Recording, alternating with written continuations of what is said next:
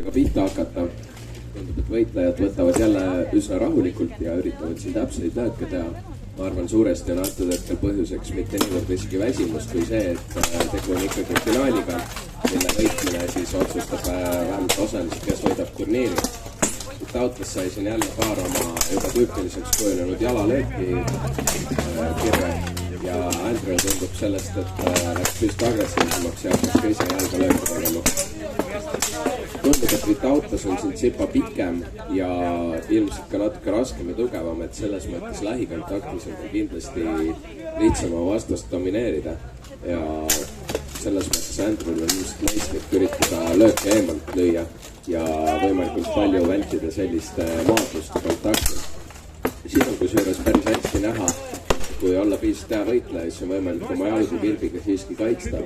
Päris paljud Vitautase jalgasiivsed löögid on siis kilbiga ilusti ära kaitstud. Nii, ja saingi meil esimene round läbi. Saame